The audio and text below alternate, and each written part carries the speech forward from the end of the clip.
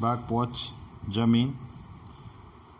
તમે જાણો છો કે જમીન ખેતી માટે મૂળભૂત સંસાધન છે। કૃષિ પ્રવૃત્તિ ઉપરાંત પણ આ જમીન ખૂબ ઉપયોગી છે। જમીન એ પૃથ્વીની સપાટી પરના જૈવિક અને અજૈવિક દ્રવ્યોનું બનેલું એક પાતળું સ્થળ છે। જેમ કોઈ સફરજનને તેની પાતળી છાલ સાથેનો જેવો સંબંધ છે, તેવો જ આ પૃથ્વીની સપાટી સાથે જમીનનો સંબંધ જોડાયેલો છે। પૃથ્વીના પોપડાના ઉપરના પાતળા સ્તરને જમીન કહે છે। જમીન નિર્માણ। જમીન એ ખડકોના ખવાણની ફલિત પેદાશ છે।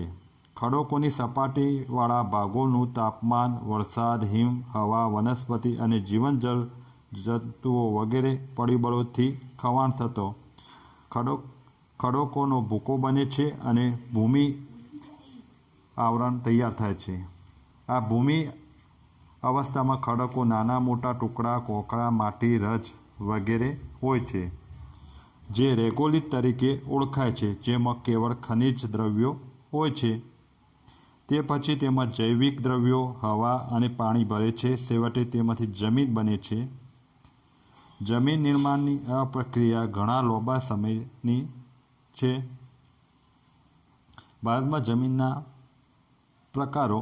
ભારતમાં જમીનના નીચે મુજબ 6 પ્રકારોમાં વહેંચવામાં આવી છે। કોપની જમીન, કાળી કે રેગુલ જમીન, રાતી જમીન, પડખાઉ જમીન કે સ્લેટરાઇટ જમીન,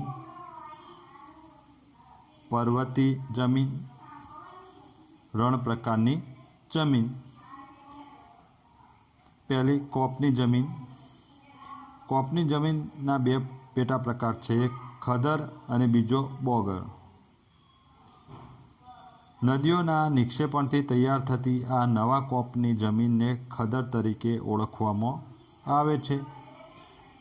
પૂરના મેદાનોથી બનેલા આ જમીનો મુખ્યત્વે નદીઓની નજીકના ક્ષેત્રમાં જોવા મળે છે।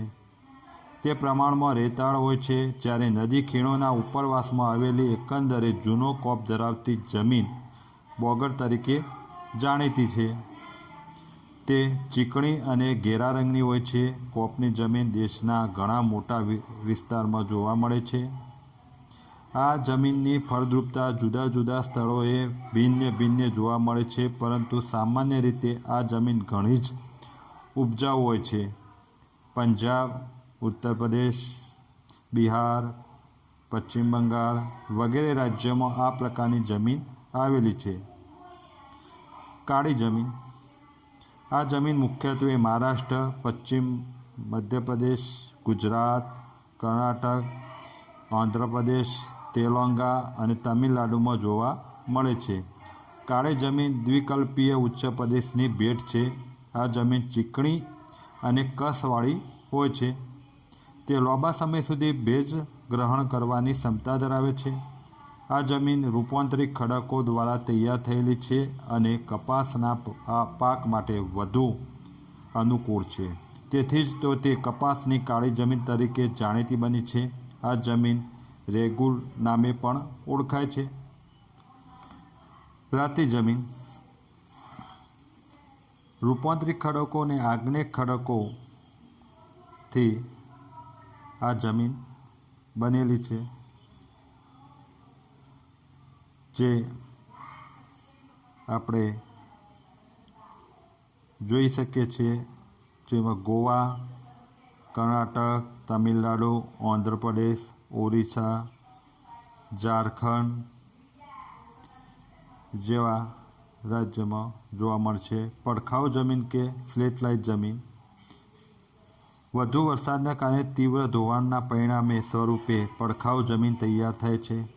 વધુ વરસાદના કારણે જમીનના ઉપરના સ્તરમાંથી પોષક તત્વો ધોવાઈને નીચે સ્તરમાં હોય છે।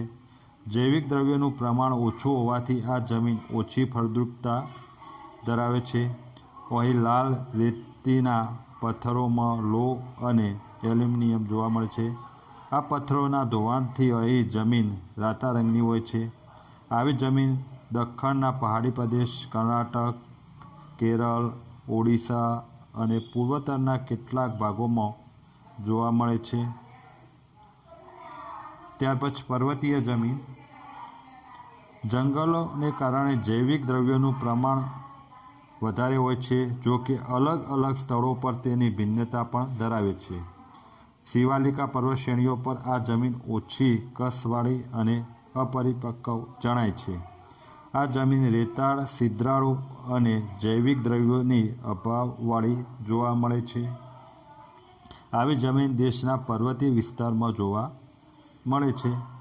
મેઘાલય, અરુણાચલ પ્રદેશ, પૂર્વીય પર્વતશ્રેણીઓ, ઉત્તરાખંડ, હિમાચલ પ્રદેશ તથા જમ્મુ કાશ્મીરના રાજ્યોમાં આવી જમીનો જોવા મળે છે.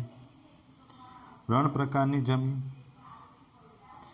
આ જમીન સૂક્ષ્મ અને અર્ધસૂક્ષ્મ વિસ્તારોમાં ભારતમાં મુખ્યત્વે ગુજરાત, રાજસ્થાન, પંજાબ અને હરિયાણા વિસ્તૃત સૂક્ષ્મ ક્ષેત્રોમાં મુખ્યત્વે આ જમીન જોવા મળે છે. ક્ષાર કણોથી અધિકતા અને જૈવિક પદાર્થોની ઓસબ જોવા મળે છે. સિંચાઈની સગવડથી આ જમીનમાં ખેતી શક્ય છે. આમ આબોહવા અને ભૂપૃષ્ઠના વૈવિધ્યને કારણે દેશની જમીનો ઘણી વિવિધતા જોવા મળે છે.